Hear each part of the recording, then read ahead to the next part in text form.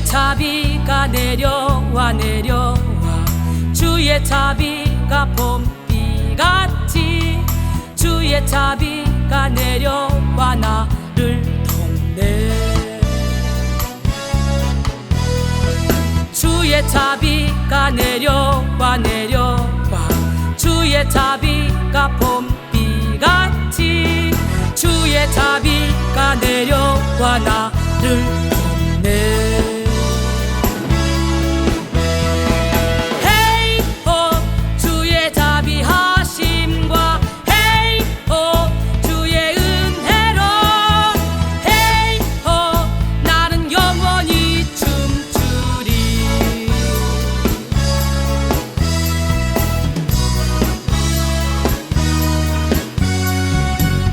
자비가 내려와 내려와 주의 자비가 봄비같이 주의 자비가 내려와 나를 돕네. 주의 자비가 내려와 내려와 주의 자비가 봄비같이 주의 자비가 내려와 나를 돕네.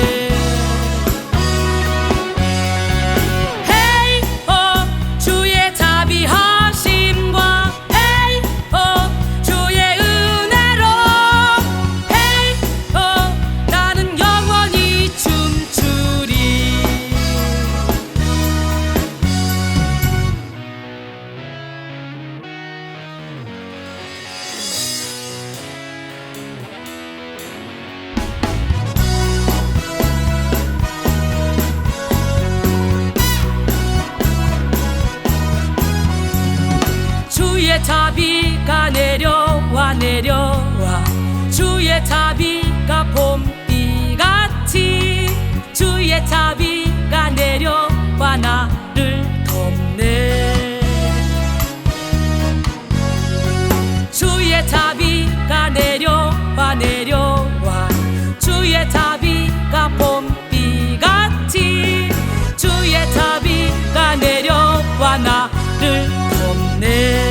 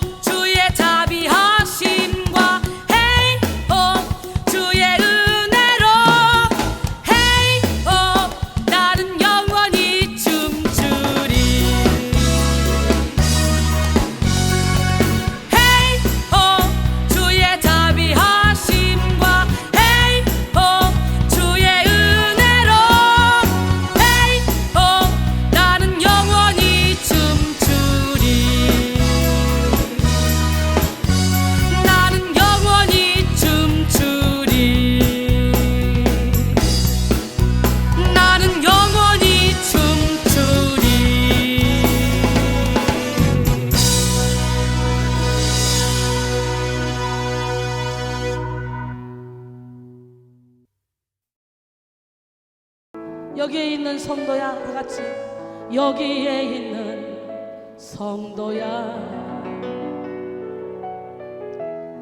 내가 다른 사람들보다 나를 더 사랑하느냐 하고 주님이 물으셨네. 그때 나는 주께 대답했네. 내가 주를 사랑하는지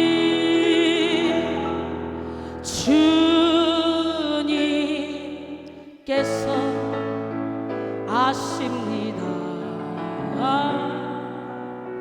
주님께서 내 마음 아시리. 자기 이름을 불러 가슴에 손 얹으시고 여기에 있는 순이야, 내가 다른 사람들보다 나를 더 사랑하느냐 하느냐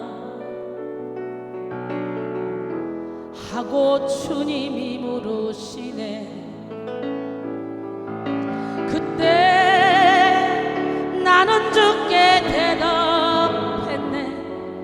내가 주를 사랑하는지 주님께서 아십니다. 주님께서 내 마음 아시리. 내게 아멘. 오늘 본문을 보면 베드로가 얼마나 주님의 마음을 아프게 했는지, 그런데도 불구하고 주님은 그 베드로를 찾아가서 먹을 걸 주고 고기를 구워주면서 네가 날 사랑하니? 네가 어떻게 나한테 그럴 거야 할 수가 있는데? 넌 내 오른팔이었잖아. 너는 내가 죽는 데까지 같이 간다 그랬잖아. 근데 내가 부활한 후에 2번까지 너한테 보였고 오늘 3번째 찾아왔다 이 멍청아. 근데 어떻게 고기 잡는다 여기 와서 앉을 수 있어 이 바보야. 그렇게 말씀하신 게 아니라 베드로가 3번 부인했던 것이 마음의 상처로 남았을까 봐 주님은 그 3번에 걸쳐서 그 상처를 뽑아내기 위해서 네가 날 사랑하니? 네가 날 사랑하니? 네가 날 사랑하니? 그러면서 베드로의 상처를 치료하셨어요. 나는 오늘 이 시간에 여러분이 다시 한번 용기를 내기를 원합니다. 테마 설교 이번 한 달은 또 용기 있는 그리스도인, 다시 사랑할 용기라는 제목으로 함께 은혜를 나누기를 원합니다. 여러분이 넘어졌다 할지라도 여러분 걱정하지 마세요. 염려하지 마세요. 우리 하나님은 다시 여러분을 붙잡아 주시고 여러분을 멋지고 아름다운 종으로 사용하십니다. 기적의 하나님은 누구 하나님? 갑자기 막 이 찬양을 하는데 성령이 강하게 막 그냥 폭포수처럼 내리고 그래서 감당할 수가 없는 거예요. 그래서 지금 이런 기분으로 지금 목을 쓸 수가 없을 것 같아서 한번 웃으려고 그래요. 하나님과 아담이 에덴 동산을 걸었어요. 아담이 말합니다. 하나님, 그런데 왜 이렇게 이브를 저렇게 이쁘게 만들었어요? 야, 그래야 네가 매일 이브 옆에만 있지 딴 사람한테 눈 안 돌리고. 근데 하나님, 아무래도 이브가 좀 멍청한 것 같아요. 야, 멍청하니까 네 옆에 붙어있지 마. 똑똑하면 네 옆에 있겠냐? 웃으라고 했으면 일단 우습지 않아도 웃어. 분위기 좀 바꾸려고 그래. 내가 지금 내가 이렇게 은혜 받아 촉촉하니까 여러분들도 지금 벌써 이미 시작부터 촉촉하게 은혜를 받았잖아. 그래서 여기서 은혜가 내려가야 성도들이 은혜를 받는 거야. 아무리 말을 잘하고 똑똑하고 필요 없어요. 성령의 인도를 받아야 마음에 감동이 오는 거예요. 오늘 어느 시골 교회 목사님께서 임종이 임박한 그런 노인을 지켜보기 위해서 병원을 찾아갔습니다. 목사가 노인의 침대 옆에 다가가서 손을 꼭 잡아줬습니다. 노인의 상태가 갑자기 나빠지면서 나 필기 도구 좀 줘봐. 그래서 빨리 목사는 필기 도구를 건네줬습니다. 마지막으로 뭔가 힘을 다해서 글을 썼습니다. 그리고 노인은 죽었습니다. 노인을 편안히 보내드린 목사는 장례식을 찾는데 그에게서 받았던 메모가 생각이 난 거예요. 그래서 가족 여러분, 고인께서는 좋은 곳에 가셨을 것입니다. 운명하시기 전에 저에게 메모를 남기셨습니다. 저는 아직 보지는 못했지만 그 메모가 가족들 모두를 감동시킬 것으로 확신합니다. 목사는 메모를 꺼내 읽었습니다. 그 메모에는 이런 말이 적혀 있었어요. 발 치워. 내 호흡기 밟았어. 숨이 안 쉬어지잖아.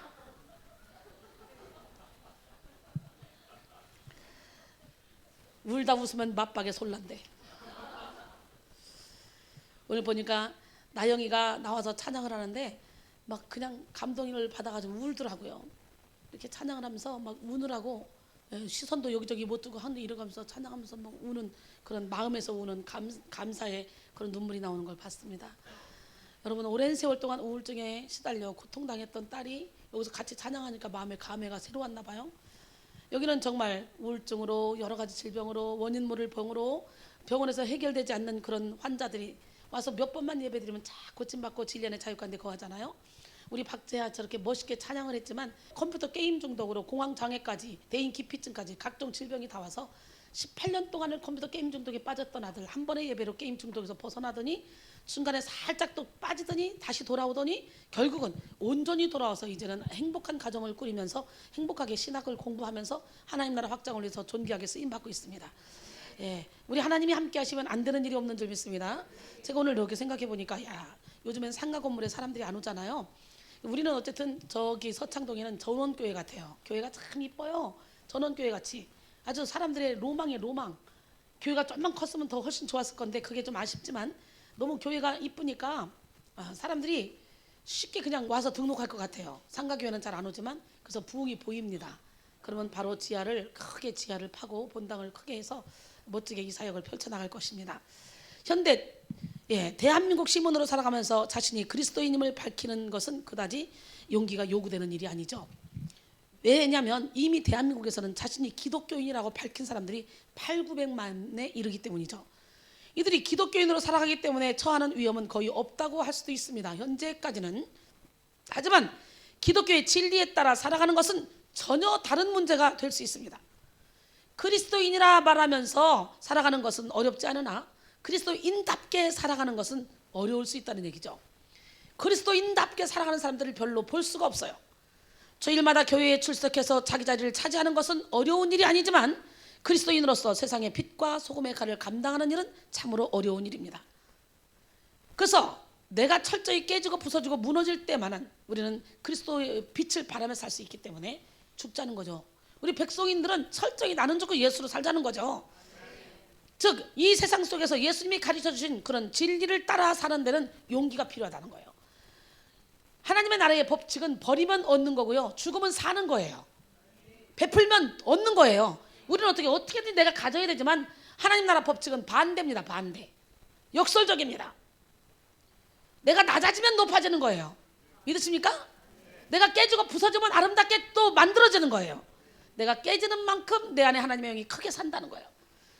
처음 한국교회는 열정 있는 용기가 있는 그런 교회였습니다. 용기 있는 사람들이 많았어요. 어떤 박해와 어려움이 있어도 흔들리지 않는 담대한 사람들이 많았어요. 하늘 가는 밝은 길이 하면서 순교당할 때 그 못자국 위를 걸어가는 그런 무시무시한 역사. 정말 이런 엄청난 순교의 피가 있기 때문에 오늘날 우리가 있는 거예요. 믿으십니까? 외국 선구사들의 순교의 피는 한국 초대교인들에게 용기를 만들어줬습니다. 그래서 양화전에 가면 외국 선구사들이 전혀 우리가 복음을 모를 때 와서 복음을 증거하다가 순교당하고 죽고 그 병으로 죽고 해서 묻혀있는, 나는 나는 본국으로 가지 않을 거다, 나는 한국에서 묻힐 거다, 이렇게 유언을 남기고 죽은 사람들이 참 많이 있습니다. 그럼 우리 저번에 하남에서 한번 답사 한번 갔잖아요. 우리 백성교회도 다음에는 오후 예배를 양화진에 답사로 가는 것도 좋을 것 같아요. 한번 날 잡아서 한번 갔다 와야 돼. 예수 믿는 사람이라면. 세련됐어. 맞지? 이뻐. 또 멍청해가지고 못 알아듣고 오후에 오는 사람을 대비해서 여기다가 강사 한 명을 놔두고 가겠습니다. 항상 뒷북치는 사람이 있어요. 천국문은 닫히면 끝나지만 아직 우리는 천국문은 아니기 때문에 좀 기회를 주려고 그래요. 천국문 닫히기 전까지. 하나님은 누구 하나님? 진짜.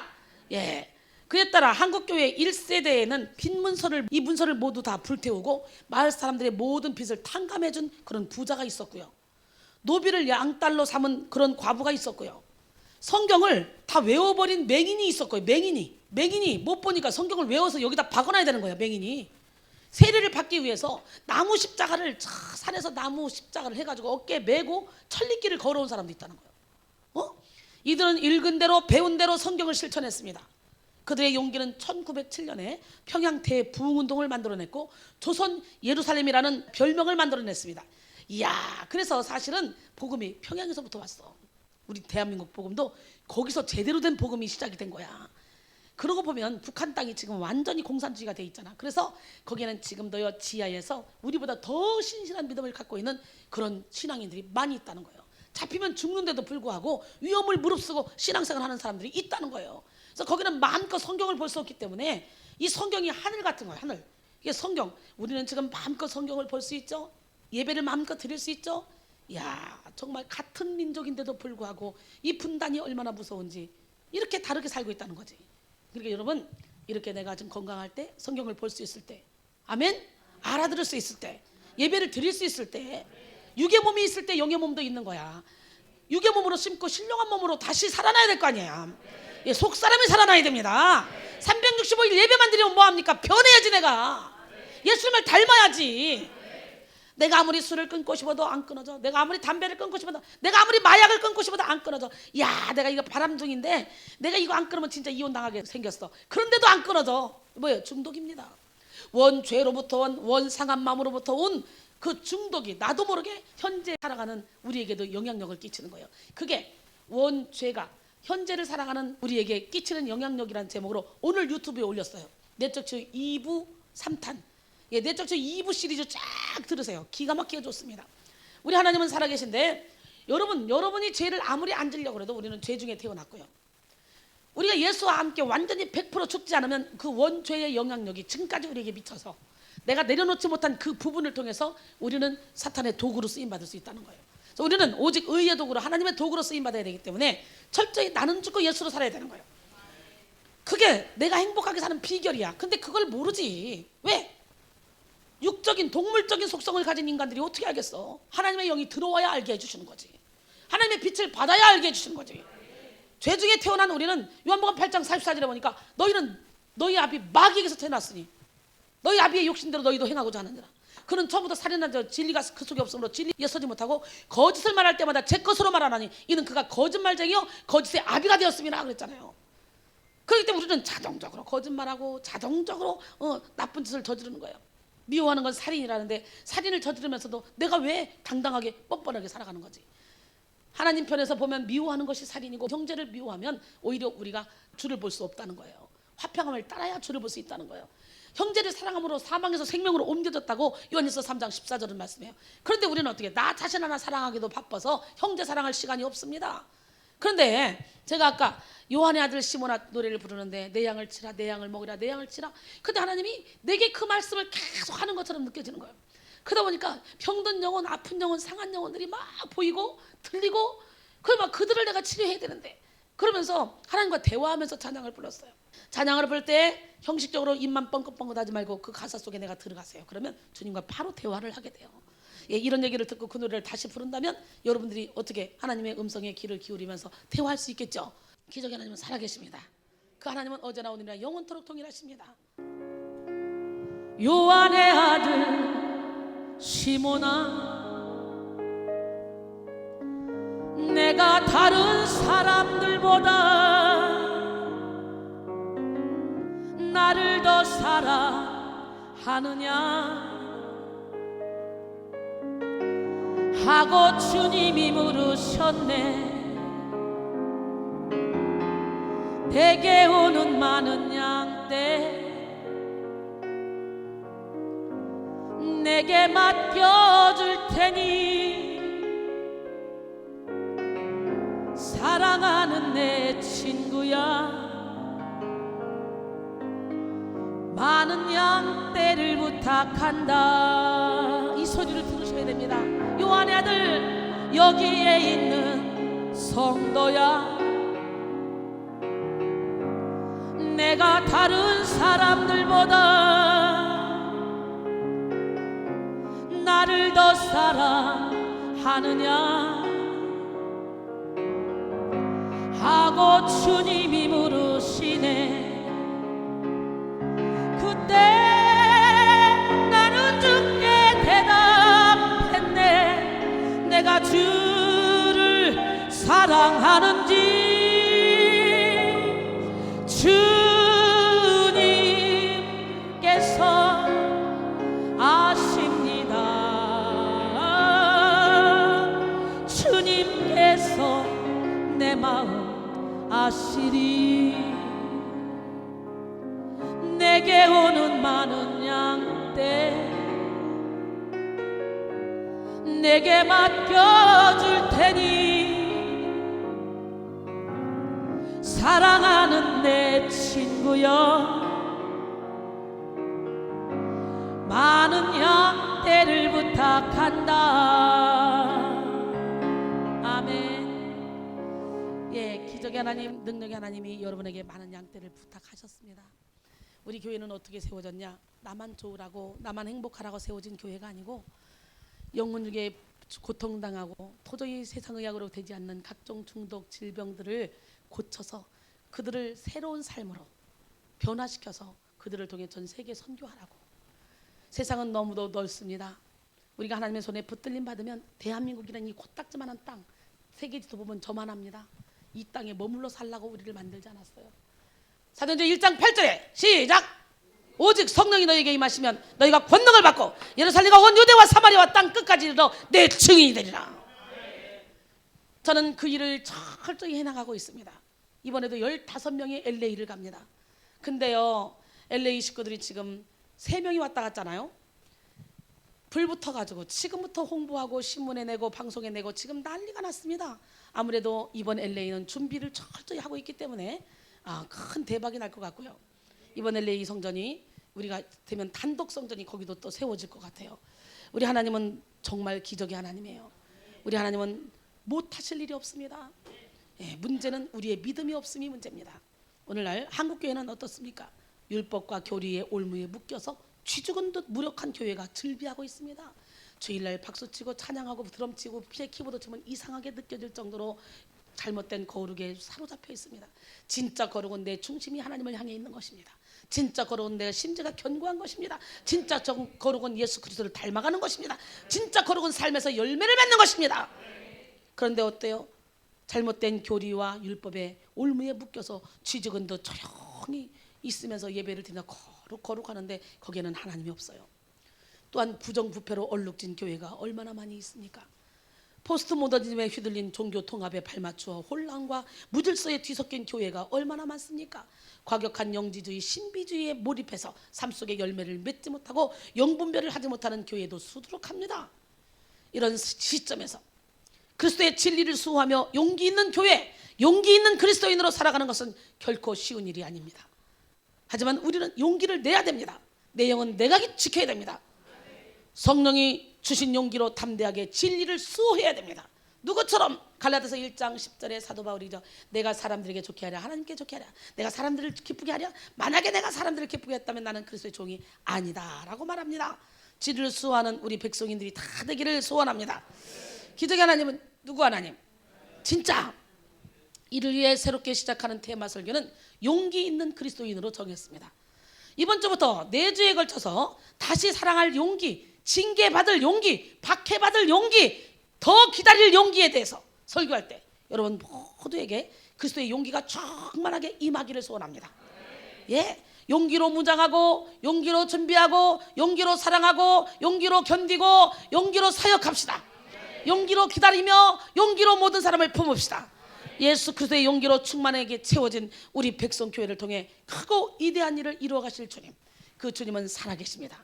이제 한 달 반만 있으면 우리는 여기서도 예배를 드리면서 동시에 새성전에서 예배를 드리는데요, 제가 여기는 오후에 혹시라도 일이 있고 직장인들이 있으니까 여기서는 9시, 오전 9시에 여기서는 제가 예배를 드릴 거고요, 예배 인도를 할 거고, 그리고 11시 반에 서창동에서 드릴 예정이에요. 할렐루야. 서창동에서 오후 3시 예배를 드릴 예정이고, 그러니까 지그재그로 이렇게 여러분이 편한 대로 오시면 되겠어요. 우리 하나님은 살아계십니다. 이제 이 두 교회가 가까우니까 왔다 갔다 할 수 있으니까 얼마나 좋습니까? 그래서 평일날 여기도 매일 예배를 드릴 거예요. 서창동에서도 매일 예배를 드릴 거예요. 지그재그로 우리 사역자들이 많으니까 돌아다니면서 할 건데, 이 서창동을 기다리는 사람들이 굉장히 많더라고요. 그쪽으로 올 사람들이 많을 것 같아. 우리 하나님은 살아계신데요, 거기는 그냥 전원교회예요. 야산이 있고요, 마당이 넓고요, 주차장도 넓고요, 너무너무 아름다워요 교회가. 그래서 보기만 해도 그냥 이 영혼육이 병든 사람들은 거기서 예배드리면 제일 편한 거니까 보기만 해도 평안하고, 그래서 저절로 병도 고쳐질 것 같아요. 오늘 우리는 용기를 가져야 됩니다. 지식이 있는데 용기가 없으면 위선자가 됩니다. 사랑도 용기가 없으면 열매를 맺지 못합니다. 갑돌이와 갑순이는 한 마을에 살았더래요. 짜잔짠짠. 둘이는 서로 사랑을 했더래요. 그럼 용기 내서 말을 했어야지. 갑돌이 마음은 갑순이 뿐이래요.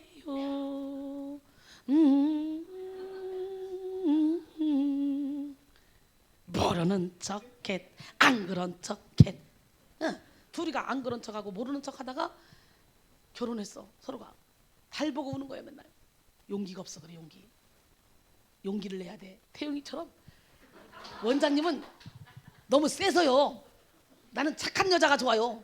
3번 4번 물어도 계속 그러더라고. 용기가 대단해. 그치. 제가 착한 여자는 도대체 나보다 착한 여자가 세상에 어딨냐.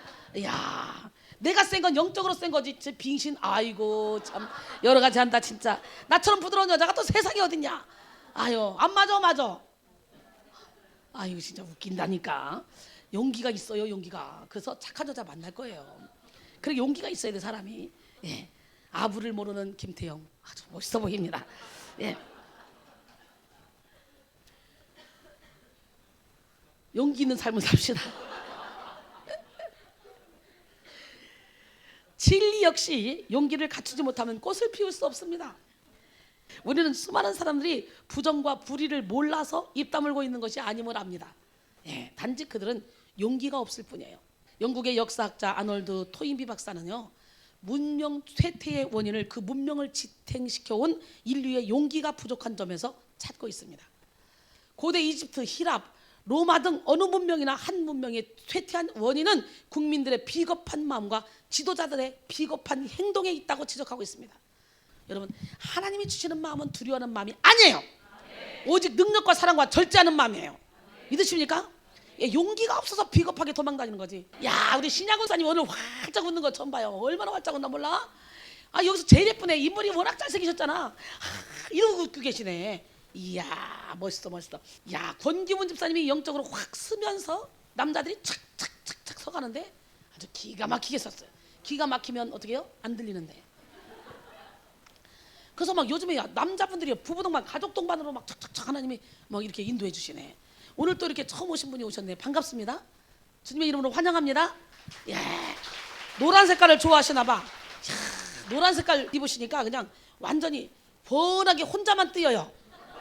저기 아이보리 색깔 입은 정은이 빼고는 2번으로 뜨이는데 내 눈에는 오빠만 보여. 주님의 이름으로 환영합니다. 예, 일어나 인사하셔. 일어나. 예, 여기는 너무 멋있어요. 여긴 천국입니다. 여기는 가족이에요. 들으면 일반 교회하고 틀려요. 이 교회는 좀 희한한 교회예요. 로얄 패밀리들만 모인 교회예요. 천국 로얄 패밀리. 우리는 천국 가족들이기 때문에 처음 와도 막 사랑해서 사람들만 할 건데 괜히 멋쩍어 생각하지 말고 예숭 떨지 마시고 그냥 사랑을 받으세요. 있는 그대로. 이것들이 아부 떠는 거야? 아니, 내일 와도 또 아부 떨 거고 모레 와도 또 아부 떨 거고 글피 와도 또 아부 떨 거고. 처음에 온 사람들이 그래. 아, 여긴 좀 아부 떠는 것 같아. 좀 이상해.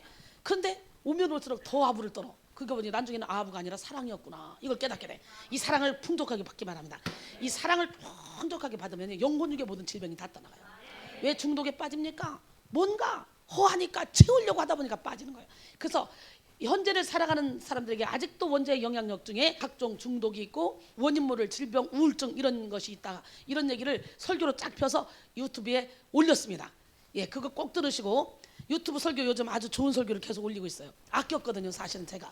왜? 컨퍼런스 하고 올리려고. 미국까지 컨퍼런스 하고 올리려고 안 올렸다가 애따 모르겠다 이번에 올려버려. 그리고 내가 그랬지.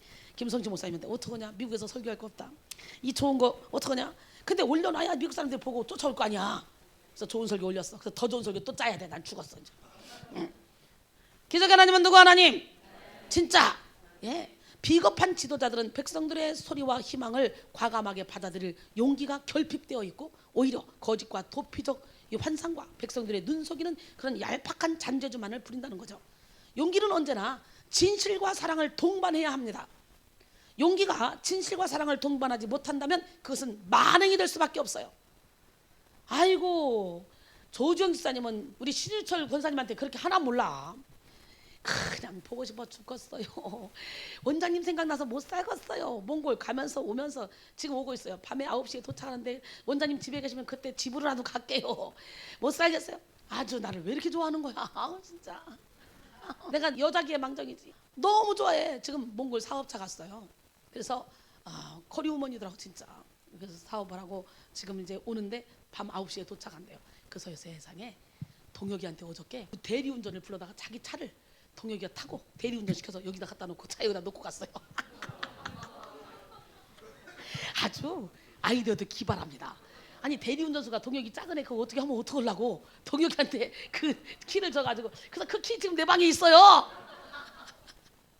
아주 정말 발상이 대단합니다. 이야, 생각이 일반 사람하고 틀려요. 우리 신랑 그렇게 할 수 있겠어? 기절 촉풍에 넘어가겠지? 나 그래서 야 조주영답다. 조주영다워. 그런 얘기를 다 나한테 또 보고를 해요. 일일이 일거수일투족을 얼마나 구여운지 몰라. 근데 우리 신안수 집사님한테 그렇게 고백을 하는지 모르겠어. 신랑한테. 우리 하나님은 살아계십니다. 진짜 살아계신 걸 여러분 믿으십니까? 예, 사랑하는 성도 여러분, 용기를 냅시다. 성령이 주시는 무한한 힘을 공급받으며 용기를 냅시다. 특별히 오늘은 다시 사랑할 용기를 냅시다. 다시 뭐할? 오늘 본문에서 예수님은 다시 사랑할 용기로 자신을 배신하고 떠난 베드로를 찾아왔습니다. 3년이나 동거동락하면서 수제자로 삼고 사랑했던 베드로가 죽음 앞에서 네가 나를 새벽딱 울기 전에 3번 부인할 거야 라고 경고까지 했는데 절대로 나는 주를 부인하지 않습니다. 큰 소리 뻥뻥 쳐놓고 부인하고 도망가 버렸어. 예수님은 자신의 상처는 아랑곳하지 않고 오히려 베드로의 상처를 보듬어 주는 거예요. 자기가 상처를 받았는데도 불구하고 베드로가 나를 배신하면서 상처를 받았을 것이다. 이야, 멋지지 않습니까? 그래서 더 큰 사랑으로 베드로를 감싸줍니다. 이게 예수님의 마음이에요. 사실 베드로는 예수님을 위해 대신 죽겠다고 큰 소리 뻥뻥 쳤던 사람입니다. 예수님을 그리스도라고 하나님의 아들이라고 고백하며 생명을 다해 예수님을 쫓던 사람입니다. 마태복음 26장 35절에 베드로가 이르되 내가 주와 함께 죽을지언정 주를 부인하지 않겠나이다 하고 모든 제자도 그와 같이 말하니라 그랬어요. 그런 베드로가 예수님을 배신했습니다. 그런 군병들에게 붙들린 예수님을 멀찍이 따라가다가 3번이나 부인했어요. 여러분 멀찍이 따라가면 안 돼요. 잡힐까 봐 겁나서 어떻게 따라가? 우리는 멀찍이 따라가 아니라 죽으면 죽으리라. 옆에 바짝 붙어서 같이 죽고 살고 해야 돼. 내 제자들, 내 오른팔들 꿈속에서 꼭 보면요 옆에 붙어있다가 무슨 어려운 일이 생기면 멀찍이 따라오다가 도망가더라고요. 꿈속에서. 그래서 결국은 마지막 영적 전쟁은 내가 생명 걸고 싸워서 내가 이기고 나와요. 꿈속에서 그러더라고. 이 싸가지들. 항상 대전쟁이 있을 때는 이 사람들이 나를 이기게 해주는 게 아니라 살짝 꼬랑지를 빼고 실금실금 없어져. 멀찍이 따라오다가 없어지다가 나 혼자 그냥 신나게 싸워서 이기고 그러고 나와. 그래서 내가 이상하다. 영적 전쟁은 항상 나 혼자 치른다 얘들아. 그랬는데 여러분 멀찍이 따라붙지 말고 찰싹 달라붙어 같이 죽고 같이 삽시다. 응? 그럴 때 큰일 할 수 있습니다. 마태복음 26장 57절 58절 예수를 잡은 자들이 그를 끌고 대제사장 가야바에게로 가니 거기 서기관들과 장로들이 모여있더라. 베드로가 멀찍이 예수를 따라 대제사장의 집들에까지 가서 그 결말을 보려고 안에 들어가 하인들과 함께 앉아있더라. 주책이야. 뭘 거기 또 앉아있어. 또 어떻게 죽는가는 또 보고 싶은겨. 아이고, 베드로는 하나밖에 없는 목숨, 죽으면 안 된다는 그 마귀의 유혹에 넘어간 거예요.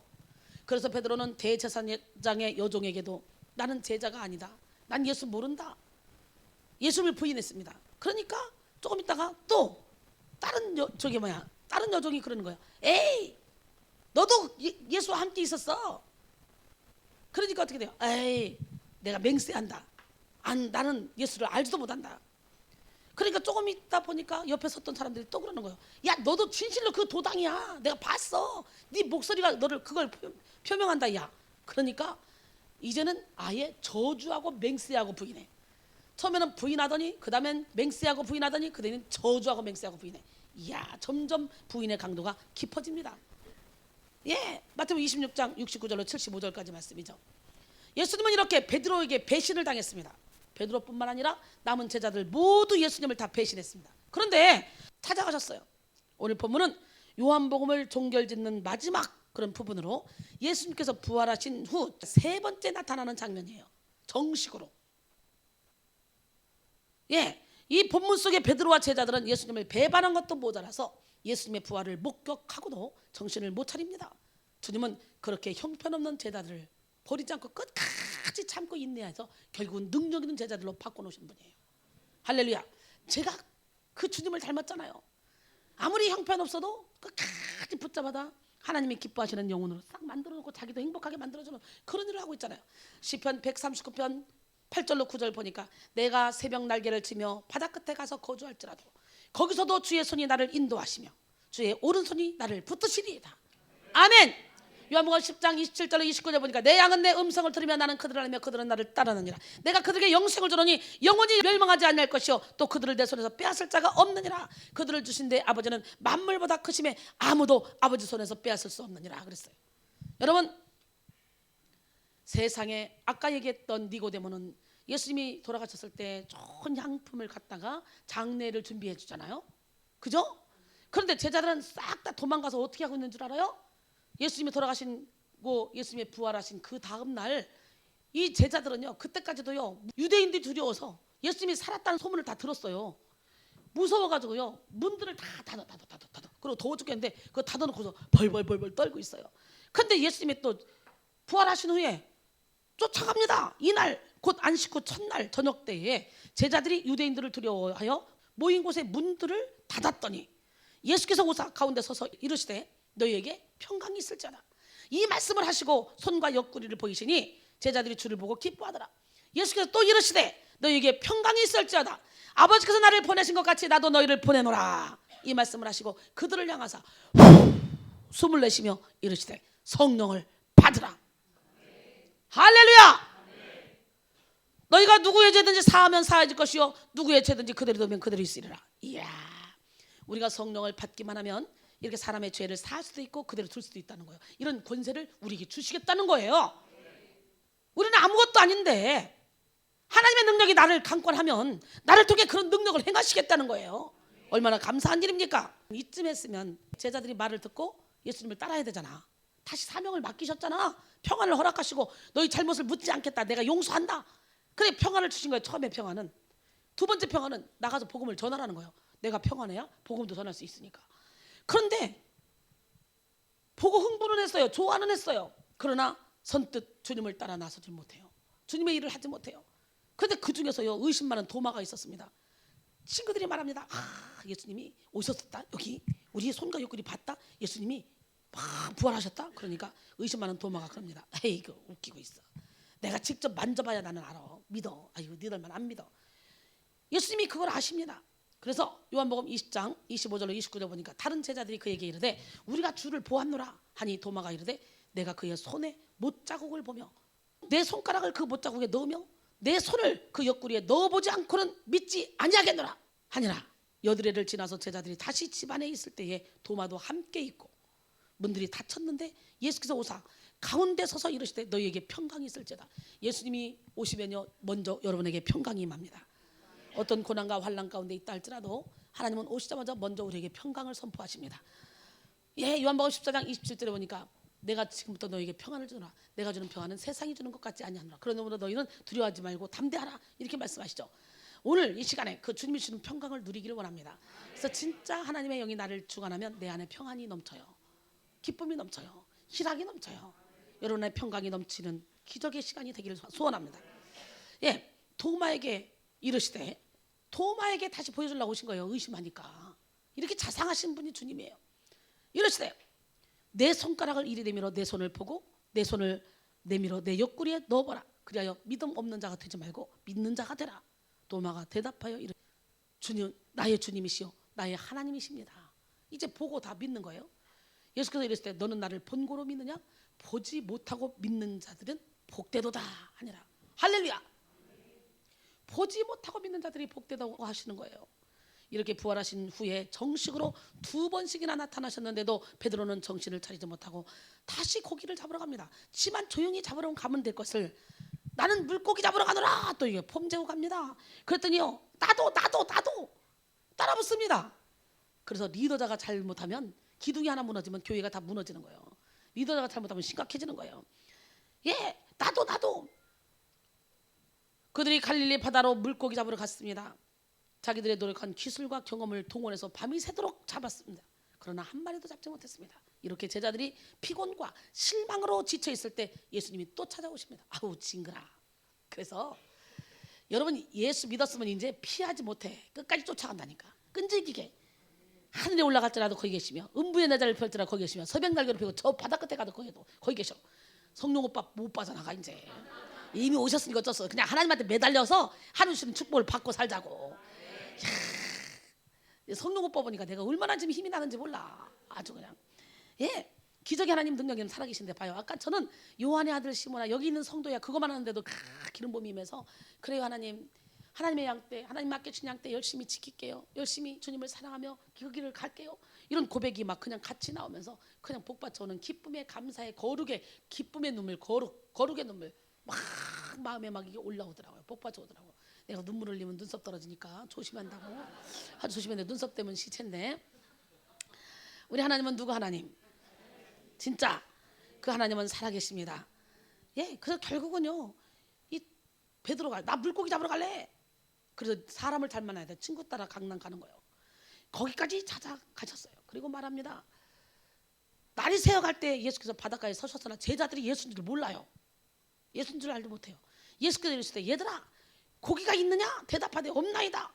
이러실 때 그 물을 저 배 오른편에 던져라. 그러면 잡으리라. 근데 지금 예수인 줄 몰라 제자들이. 예수를 보는데 어떤 사람이 와가지고 야 그물을 좀 배 오른쪽에 던져봐 그런 거예요. 그 던졌더니 153마리나 잡은 거예요. 그러니까 예수께서 사랑하시는 제자가 베드로에게 뭐라고 하냐? 주님이다 주님. 주님이야. 그러니까 시몬 베드로가 벗고 있다가 주님이라 하는 말을 듣고 겉옷을 두른 후에 바다로 막 뛰어내려가지고 예수님 앞에 갑니다. 여러분 그물을 배 오른편에 던지라는 주님의 말씀에 순종했더니 그러니까 그 중에 베드로는 몰랐고 제자들이 몰랐다 그러는데 주님을 사랑하는 제자 중에 하나는 또 눈치껏 알았기도 알았나 봐. 예, 야 주님이야. 그러니까 막 쫓아갑니다. 여러분 153마리. 그래서 모나미 볼펜이 대박 났잖아. 153. 여러분들도 빨리 우리 백성교회가 대박 날려면 성경 속에 있는 뭘 비밀을 하나 캐내봐. 아멘. 그제서야 요한이 예수님을 알아보고 주님이라 불렀어요. 예, 베드로는 주시라는 말을 듣자 겉옷을 두른 후에 바다로 뛰어내렸죠.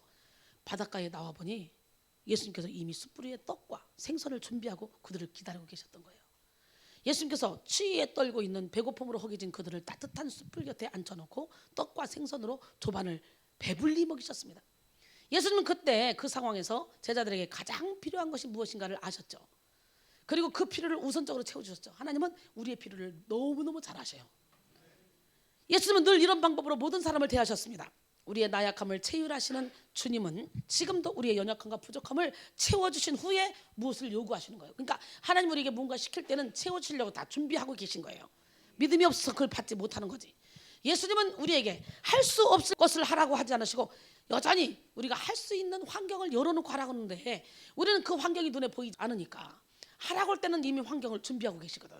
그러니까 보세요. 예, 요단강을 건널 때에 막 물이 창일하게 흘렀어요. 건널 수가 없었어요. 법궤를 메고 그냥 무조건 들어가라는 거예요. 제사장들에게. 그러면 생명을 아끼는 사람들이 어떻게 들어가겠어? 들어가면 죽는 거 뻔한데 물이 철철 흐르는데. 근데 그냥 법궤를 맨 제사장들이 그냥 무조건 디뎠어요. 아니 발을 디디는 순간 촤 물이 갈라지는 역사가 일어나. 믿음으로 갈라야 되는 거예요. 홍해 앞에서 모세에게 야 지팡이로 손을 내밀어라. 그러니까 손을 내미는 순간 홍해가 촤 벽으로 갈라져. 그 길을 가는 거예요 그냥. 우리 인생이 아무리 고난이 있고 환란이 있어도 하나님께서 여러분과 함께 하시고 그리고 여러분을 통해 일을 하실 때 여러분 손을 내밀어라. 야 건너라. 말씀하실 때 아멘. 그리고 믿음으로 무조건 디디면 하나님이 일하시는 거예요. 문제는 아이고 환경을 다 열어줘야 가지. 안전방으로 가야 가지. 나 못 가. 뭉기고 있으면 끝까지 그 믿음대로 못 가는 거예요. 그러니까 저는 하나님이 뭐 하라 그러면 애따 모르겠다. 무조건 밀어붙여. 그런 스타일이거든요. 근데 밀어붙여서 안 된 적이 한 번도 없어요. 저는 지금까지 제가 뭘 해야 되겠다 밀어붙여 손해본 적도 한 번도 없습니다. 우리 하나님은 살아계신데 10년 만에 하나도 없던 사람이 집 사고 그 상가 사고 뭐 사고 참 멋지게 부를 일으켜놓고 그리고 하나님이 나를 쫙 뽑아다가 하나님의 일을 하게 만든 거예요. 만약에 내가 지금 그렇게 세상 일을 계속했다면 난 빌딩 몇 개 졌습니다.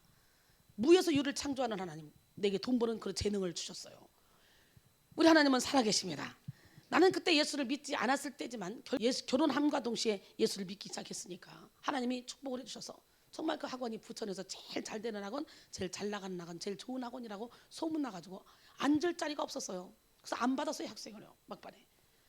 우리 하나님은 살아계신데 나는 내 힘으로 하는 게 아니라 주님이 주시는 힘으로 인생을 멋지게 살고 있습니다.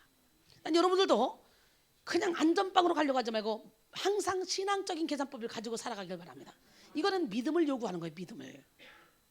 주님은 살아계십니다. 조반 후에 예수께서 요한의 아들 시몬아 네가 다른 사람들보다 나를 더 사랑하냐? 이 사람들보다 나를 더 사랑하냐? 네가 나를 사랑하느냐? 네가 나를 사랑해? 세 번 묻죠. 원어로 보면 처음 두 번의 질문은 아가페의 사랑.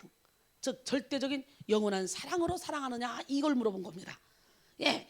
그런데 베드로는 나는 주님을 필리아 사랑밖에 못했다는 그런 못한다는 그런 베드로에게 이제는 그럼 네가 나를 필리아 사랑으로 사랑하느냐 하고 물으십니다. 여러분 베드로는 이때 근심하여 내가 주를 필리아의 사랑으로 사랑하는 줄 주께서 아시나이다 이렇게 대답하죠. 예수께서 베드로에게 네가 나를 사랑하느냐 라고 물으실 때 베드로야 부르지 않고 뭐라고 부릅니까? 요한의 아들 시몬아 이렇게 부르죠. 시몬은 베드로가 예수님께 자기의 신앙 고백을 하기 전에 가지고 있던 원래 이름이야. 말 안 들으니까 내가 요셉 말 안 들으면 두만으로 바꿔버릴 거야. 이거 똑같은 거야. 박혜지 말 안 들으면 박은득으로 바꿀 거야. 김사람 말 안 들으면 김종순으로 바꿀 거야. 바로 이겁니다. 바꿨어요. 바꿔서 부릅니다. 요한의 아들 시몬아. 베드로라고 했었잖아. 부활하신 후에 찾아와서는 요한의 아들 시몬아 너는 베드로 자격이 없어 이 자식아. 어? 시몬은 베드로가 예수님께 자기의 신앙을 고백하기 전에 가지고 있던 원래 이름입니다. 왜 예수님께서 그렇게 부르셨을까? 예수님을 부인하고 다시 갈릴리로 돌아온 지금의 베드로는 믿음의 반석이란 뜻의 베드로라고 불리울 자격을 상실한 거죠. 그의 지금 상태는 자연인 시몬이었습니다. 그래서 예수님께서는 그를 다시 믿음의 사람 베드로로 세우시려고 찾아오신 겁니다. 예수님은 베드로의 실수와 죄악 그리고 배신까지도 감싸 안는 위대한 이 사랑으로 베드로를 다시 세우셨습니다. 베드로전서 4장 8절에 무엇보다도 뜨겁게 서로 사랑할지니 사랑은 허다한 죄를 덮느니라. 본문 15절에서 예수께서 내가 이 사람들보다 나를 더 사랑하느냐 라고 물으셨는데 이 말은요 여러 가지 의미가 있죠. 더 사랑하느냐 하는 것은 비교급의 사랑을 물으신 거예요. 사랑에는 덜 사랑하는 것이 있고 더 사랑하는 것이 있고 덜 사랑할 사람이 있고 더 사랑할 사람이 있다는 거예요. 우선순위가 있다는 거예요. 내가 이 사람들보다 나를 더 사랑하느냐 이 말씀은 내가 다른 사람들 형제나 친구나 이웃들보다도 나를 더 사랑하니 이 얘기입니다. 우리는 친구를 사랑해야 돼요. 형제를 사랑하고 부모를 사랑해야 돼요. 그러나 이 사람들은 이 사람들보다 주님을 더 사랑하기를 원합니다. 할렐루야. 필레오 사랑은 무슨 사랑이에요? 예? 친구 간의 사랑이다. 아가페 사랑은 영원한 하나님의 사랑이잖아요. 예. 내가 이 사람들보다 나를 더 사랑하느냐는 말씀은 또한 다른 사람들이 나를 사랑하는 것보다 네가 나를 더 사랑하느냐라는 의미가 있습니다. 다른 제자들이 예수님을 사랑하는 것보다 더 사랑하기를 원하셨습니다. 그 이유는 수제자 베드로에게 특별한 사명을 주시기 위함이었죠. 영어 성경에는 이 사람들보다 혹 이것들보다 더 사랑하느냐로 되어 있습니다. 이 말씀은 내가 생애 애착을 가졌던 이 모든 것들보다 나를 더 사랑하느냐 라는 주님의 물음입니다. 재물보다 명예보다 개인적인 꿈보다 야망보다 예수님을 더 사랑하는지 물어보신 거죠. 여러분의 대답은 무엇입니까? 연약하여 언제 마음이 변할지 모르지만 주님은 우리가 내가 주님을 더 사랑합니다. 이 대답을 하기를 원하십니다. 그 대답을 하는 여러분에게 주님은 말씀하십니다. 내 양을 치라. 내 양을 먹이라. 내 양을 치라. 하나님의 양을 쳐봐요. 기가 막히게 행복합니다. 하나님의 일을 하면요 하나님이 얼마나 행복하시겠어요? 하나님이 행복하면요 우리 안에 계신 주님이 행복하니 난 저절로 행복해지는 거예요. 할렐루야. 기적의 하나님은 누구 하나님? 진짜 베드로는 주님의 질문에 주님 그러하나이다. 내가 주님을 사랑하는 줄 주님께서 아시나이다 라는 사랑의 고백을 했습니다. 베드로는 연약해서 어쩔 수 없이 예수님을 배신하고 부인했으나 그가 예수님을 사랑한 것은 부인할 수 없는 사실입니다. 비록 그가 예수님이 자기를 사랑하셨듯이 아가페의 사랑으로 사랑하지는 못하지만 필리아의 사랑으로라도 예수님을 사랑한 것이 사실이었던 것입니다. 베드로의 사랑의 고백을 받은 주님은 그때 비로소 이렇게 사명을 주시죠. 내 어린 양을 먹이라. 내 양을 치라. 내 양을 먹이라. 다시 말하면 내가 진정 나를 사랑한다면 네 육신만을 위해서 물고기를 잡을 것이 아니라 세파에 시달려 죽어가는 영혼들, 나의 어린 양들을 찾아서 먹이라는 거예요. 야, 저는 그 일을 하고 있잖아요. 오랜 세월 동안 죄악에 머물러 있던 영혼들이 여기 와서 은혜 받으면 각종 중독이 저절로 끊어지고 우울증, 정신병 저절로 끊어지고 우리는 그런 일을 하는 곳이에요. 얼마나 감사합니까? 어쩌다 하나님이 내게 그런 은사를 주셨는지 몰라. 이 은사를 여러분 다 받아야 돼. 다. 이런 은사를 가진 자를 전 세계에선 다 필요로 하고 다 지금 기다리고 있다는 거예요. 이 능력만 받으면. 할렐루야.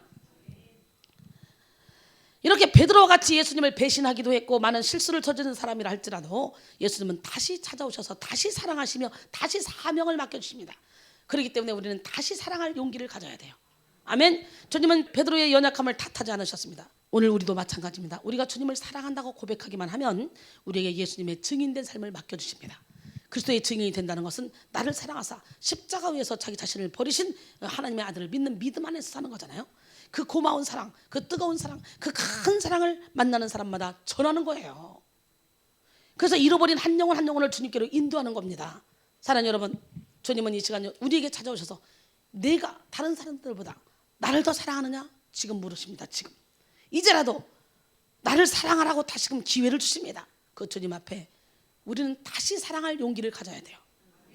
다시 사랑할 용기를 소유하기 위해서 우리는 먼저 죄로 인한 상처를 치료받아야 되겠죠. 베드로가 부활하신 예수님을 만나고 나서도 고기 잡으러 돌아갔던 이유 중에 하나는 자기 자신은 실패자다. 나는 이렇게 예수님의 오른팔로 돌아다녔지만 사실은 내가 알고 보니까 별 볼 일 없었다. 지금 내가 사명을 또 맡긴다. 나 또 이 짓 할 거다. 그런 열등감에서부터 죄책감에서 비롯됐다고 볼 수도 있습니다. 그래서 자기 자신의 실패를 용납할 수 없었기 때문에 다시 사명을 맡겨도 자신감이 없었던 거죠. 어떤 말로도 변명이 불가능한 상황에서 결국 베드로는 스스로 죄책감을 해결하지 못하고 과거로 도망치고 말았을 것입니다. 한때 생명도 바치겠다고 큰소리 뻥뻥 쳤던 자신의 모습이 떠오를 때마다 죄책감이 들어서 견딜 수 없었을 것입니다. 오늘날 그리스도인들을 비겁하게 만드는 것 중에 하나가 바로 이 죄책감입니다. 예수 이름으로 죄책감은 떠나갈지어다. 아멘. 이전 것은 지나갔으니 보라 새 것이 되었도다. 우리가 예수 안에 들어오는 순간부터 우리는 새 것이 됐습니다. 나와 주님만 아는 나의 죄, 나 스스로도 용납하기 힘든 죄, 바로 그 죄의 문제를 해결하지 못하는 한 우리는 다시 용기를 낼 수 없죠. 그 죄를 여전히 끌어안고 있는 한 우리는 다시 시작할 수 없어요. 우리 마음속에 죄책감이 주님과의 만남을 방해하기 때문이죠.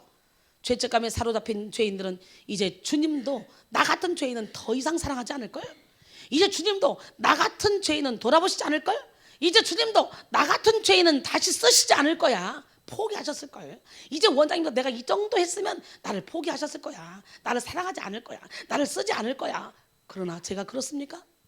끝까지 용서하고 사랑하고 품고 그 내가 나를 이렇게 보면서 저 자신보다 사역, 물론 사역도 중요해요. 사역보다 더 상대방의 입장에 서지더라고요. 하나님이면 저 사람을 어떻게 볼까? 지금까지 저렇게 헌신하고 수고하고 애썼는데 여기서 포기하고 넘어지면 하나님의 마음이 얼마나 아플까? 저 사람이 얼마나 손해를 많이 가져올까? 얼마나 상실감이 많을까? 나중에 얼마나 상처를 받을까? 지금보다 더 아파할 텐데. 그러니까 어떻게든지 행복하게 해주시고 그러다 보니까 사역에 앞서서 주님의 마음이 강권하게 되더라는 거예요. 나는 그래서 우리 교회 부흥시키는 거, 사역 크게 하는 거 그것도 좋지만 그보다 한 영혼 한 영혼을 살리는 걸 더 소중하게 여겨요. 얼마나 감사합니까? 이렇게 한 영혼 한 영혼에 대해서 더 소중하게 여기서 신경을 쓰다 보면 부흥은 저절로 되는 거고 부흥은 하나님이 시켜주는 거예요. 우리 교회는 하는 일이 지 경건생활이다. 지들이 예배 드리는 거 왜 뭐이냐고. 신대원 졸업한 것들이 설교 하나 짜와라 그래서 설교 한 개도 안 짜오는데 1년 내내 지들 경건생활 하는 거야. 설교 짜는 것도. 근데 제가 설교 짜는 시간이나 있어? 그런 거 아무것도 없이 하다못해 너무 힘들어서 내 유튜브라도 보고 경건생활을 해야 되겠다. 그러고 틀으면 막 너무 만시장이 되니까 밤 12시 막 이렇게 들어가면 만시장 되니까 틀어놓고 서로만 듣다 그냥 자버리면 새벽 4시에 일어나고 일어나면 그저 머리 말릴 시간도 없이 미친년처럼 쫓아가서 하루 종일 다 일 시작하고 이랬다는 거예요. 그래서 야 지발이 교육 제대로 받았다. 그때는 힘들었지만 그 정도의 일을 했다면 우리 백성교회 어디를 내가 강남에 들어가도 내가 지발이 데리고 끼고 다닐 거예요. 어디를 가도 지발이 끼고 돌아다니면 일하는데 문제가 없잖아. 전체적으로 다 하니까 총괄적으로. 그리고 뭐 그렇게 시켜 우리는 항상 심부름나게 재밌게 행복하게. 그때가 내 맘 들어봐. 백화점 가서 옷도 사 입히면서 이러지. 응? 우리는 뭐 자식처럼 키우잖아. 여기처럼 행복한 교회가 어디 있어. 그래서 야 너네 헛소리 하지 말고 그 우울증 이제 다 고치고 저번 주에 우울증 고쳤다니까. 여기서 은혜 받으면서. 그리고 이번 주에 대구까지 쫓아가서 은혜 받고 금방 해결될 것 같아. 철저히 나는 죽고 예수로 사는 법을 배워야 돼. 내가 못 죽으면 필요 없어. 아주 철저히 죽어야 돼. 그냥 죽을 때까지 기다렸다가 다 죽었다 생각하면 그때 탁 전도사로 써가지고 멋지고 아름다운 사역을 펼쳐줄 거야. 할렐루야. 우리는 얼마나 행복해. 같이 막 같이 가는 거예요, 예수님께로. 그러다가 때가 됐다 그러면 야, 교회 하나 이걸 일단 담당해 네가. 이거 한번 담당해. 멋지게 교회 세워가지고 쫙 그러면서 700개 세워갈 텐데 얼마나 행복하겠어. 막 신바람 나는 목회지. 진짜 복된 사람을 만나서 그렇잖아.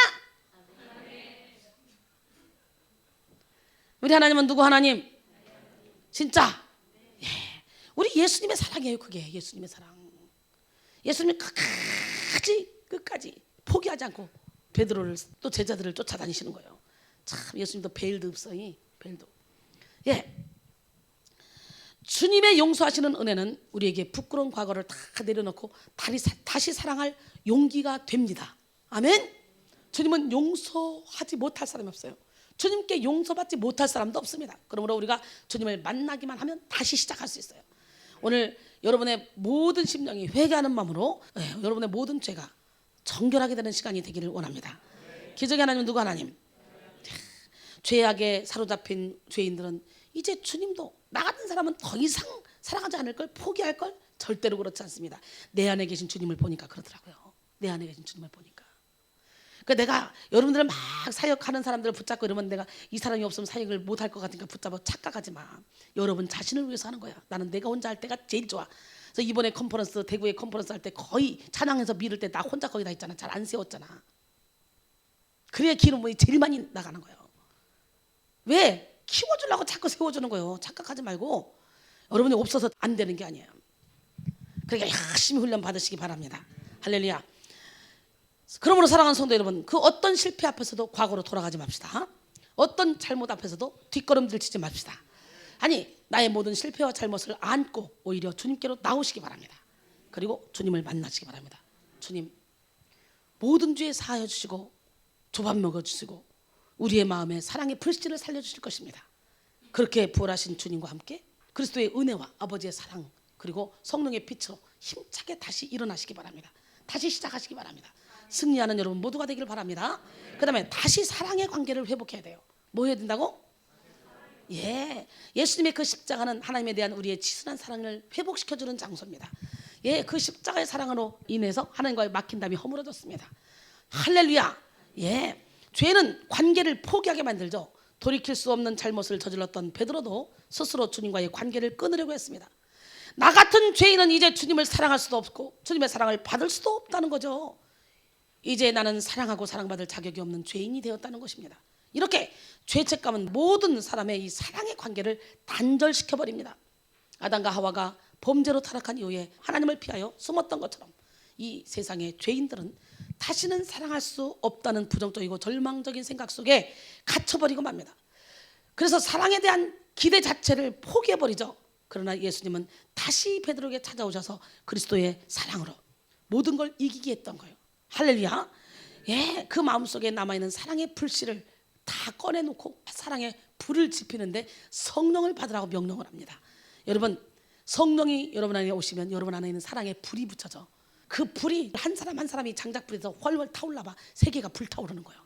장작불도 하나가 타면 빨리 꺼지지만 이렇게 전체가 불타봐.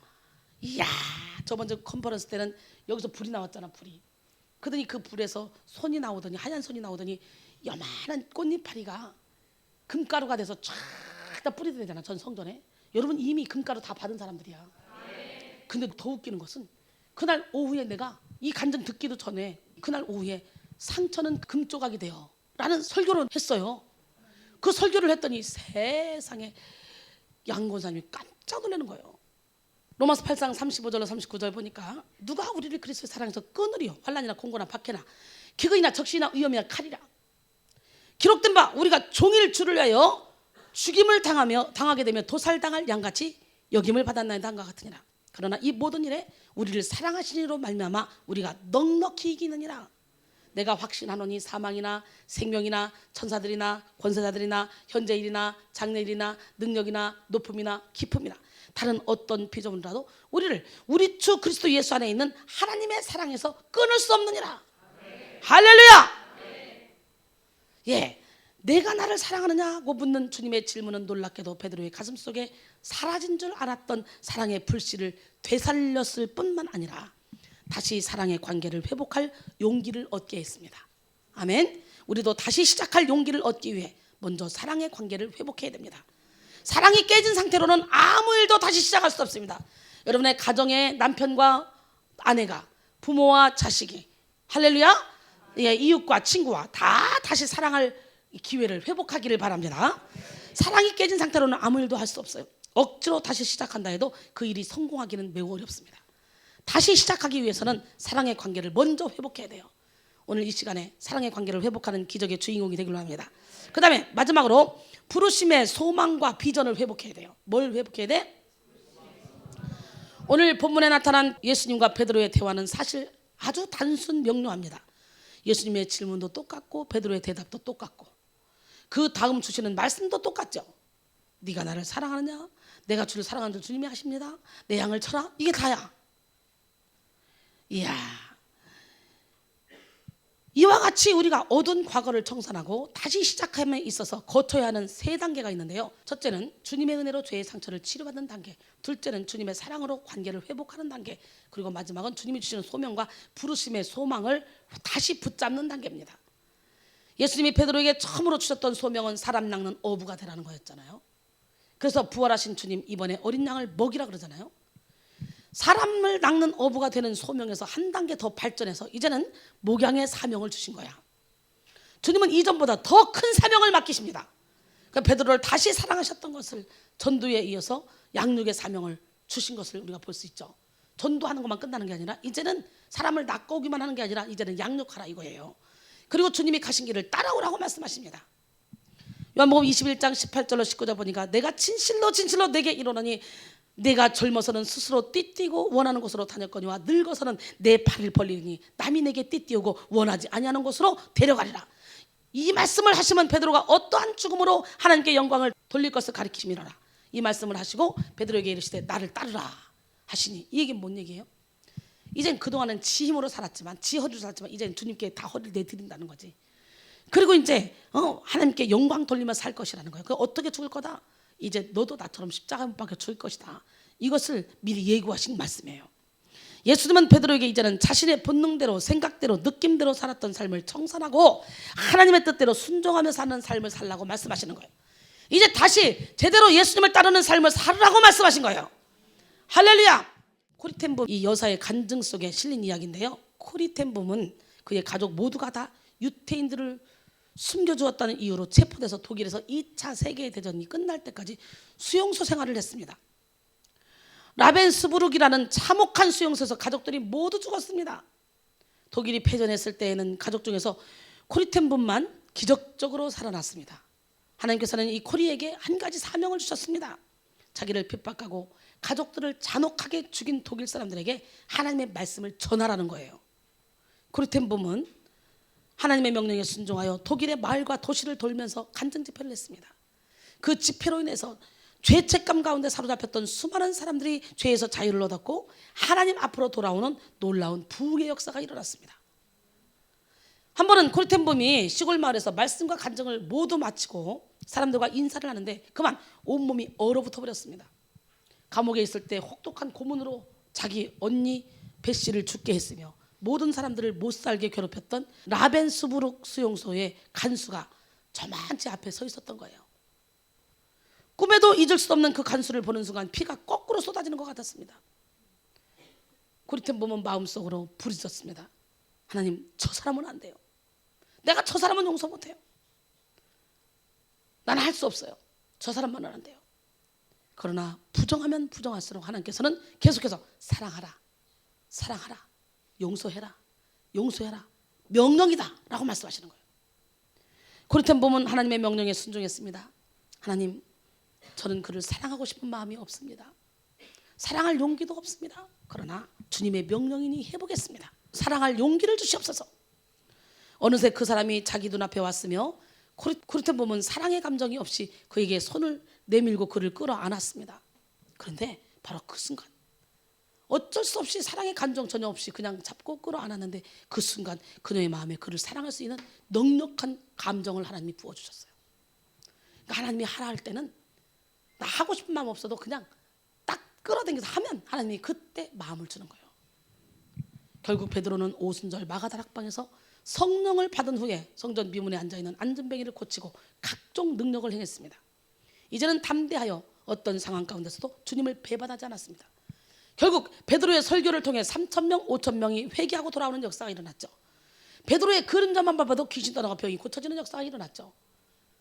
여러분, 우리 하나님은 살아계십니다. 사도행전 5장 15절 16절 심지어 병든 사람을 메고 거리에 나가 침대와 요 위에 누이고 베드로가 지나갈 때 혹 그의 그림자라도 누구에게 덮일까 바라고 예루살렘 부근에 수많은 사람들이 모여 병든 사람과 더러운 귀신에게 괴로움 받는 사람을 데리고 와서 다 나음을 얻으니라. 여러분, 이 역사가 저를 통해 일어나고 있습니다. 사도행전 19장 11절로 12절에도 보면 바울의 손수건만 만져도 앞치만 만져도 귀신이 떠나가 병이 고쳐지는 역사, 저를 통해 그런 역사 수도 없이 일어났습니다. 그래서 사람들이 오면 저를 붙잡고 그냥 안마를 하는 거야. 우리 김용래 집사님 어저께 얘기하더라고 그러더라고. 처음에 왔는데 막 사람들이 다 붙잡고 안마하는데 이상해 보였대요. 여기 이상한데 아닌가 막 이랬대요. 그래서 내가 안마하는 건 나를 좋으라고 하는 것도 있지만 그거는 요마지고 다 자기들이 좋아지려고 그런다. 나를 만지면서 자기들 속에 있는 어둠의 영들이 떠나간다. 베드로의 그림자만 밟아도 귀신이 떠나가는 것처럼 나를 만질 때, 내 주변에 있을 때 그런 역사가 일어난다. 사람들이 그래서 그렇지, 자기들 욕심 때문에 그렇지 뭐 나 아프다고 이거 아니다. 괜히 남들이 볼 때 우상 만들고 막 그런다. 이상하다 사람들이. 예. 다시 사랑하여 찾아오신 예수님을 만난 베드로는 다시 사랑할 용기를 냈습니다. 오늘 다시 사랑할 용기를 가집시다. 그는 죄책감을 털어내고 예수님의 사랑을 경험했습니다. 그런 베드로를 하나님이 크게 들어주셨고 우리 교회사에 큰 별로 만들어 주셨습니다. 지지 않는 별로. 아멘. 세상 속으로 숨어들어 비겁하게 살았던 베드로를 불러 세상을 변화시키고 그리고 주님의 사도로 세워주신 거예요. 이 비겁한 베드로가 성령의 인도를 받아 십자가에 매달려 순교까지 하는 역사가 일어났죠. 이 시간 우리도 성령의 충만함을 받아 하나님이 주신 사명을 잘 감당하는 기적의 주인공들이 되기를 원합니다. 이제 다시 사랑할 용기를 냅시다. 용서할 수 없는 사람을 용서합시다. 품을 수 없는 사람을 품읍시다. 그 용기로 다시 사랑하며 살아갑시다. 사랑은 사람을 변화시키는 유일한 힘입니다. 절대적인 힘입니다. 사랑은 율법의 완성입니다. 오늘 이 시간에 사랑함으로 신의 성품에 참여하여 많은 열매를 맺는 우리 모두가 되기를 소원합니다. 옆 사람은 우리는 승리했습니다. 주님이 찾으시는 그 한 사람이 됩시다. 예, 주님이 찾으시는 한 사람이 됩시다. 우리 한번 찬양하고 기도하겠습니다. 주를 위한 이곳에 예배하는 자들 중에 주가 찾는 이 없어, 주가 찾는 이 없어. 주님께서 슬퍼하시네. 주님이 찾으시는 그 한 사람, 그 예배자. 내가 그 사람 되길 간절히 주께 예배하네. 주내로 이곳에 서 있네. 이곳에 서 있네. 주 임재에 엎드려 절하네. 엎드려 절하네. 그 어느 것도 난 필요 없네. 주님만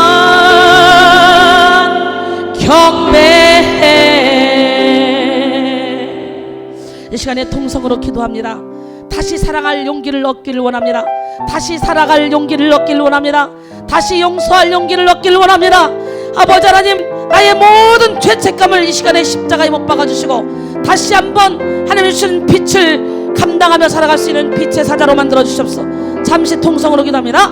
주여, 아버지 하나님, 실패는 성공의 어머니입니다. 예수님이 베드로에게 수도 없이 많은 경고를 했지만 끝까지 주님을 부인했던 베드로, 이제는 부인하다 못해 맹세하고 부인하고 맹세하고 저주하고 부인했던 베드로에게까지 다시 찾아가시고 또 다시 찾아가시고 또 다시 찾아가셔서 결국은 사명을 감당케 하신 주님, 우리는 연약하고 우리는 부족하여 시시때때로 넘어지고 자빠질 수밖에 없는 연약한 종입니다. 그러나 주님은 결단코 우리를 놓지 않는다고 약속했기에 주님의 약속의 말씀을 붙잡고 다시 한번 용기 있게 다시 사랑하기를 원하오니 우리에게 사랑의 은사를 주시옵소서. 다시 사랑할 용기를 주시옵소서.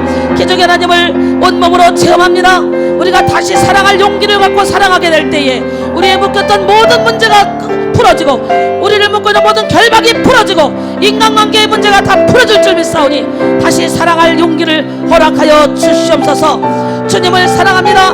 주님을 찬양합니다. 주님을 의지합니다. 주님이 채찍에 맞으심으로 너희가 나음을 입었다 말씀했사오니 이 시간에 우리의 영혼 육의 질병을 다 고쳐주시옵소서. 우울증은 떠나가라. 각종 질병은 떠나갈지어다. 각종 중독도 떠나가라. 아버지 하나님, 우리 마음에 평안을 주시옵소서. 기쁨을 주시옵소서. 희락을 주시옵소서. 살아계신 주님을 온몸으로 체험하게 도와주시고 역사하여 주시옵소서.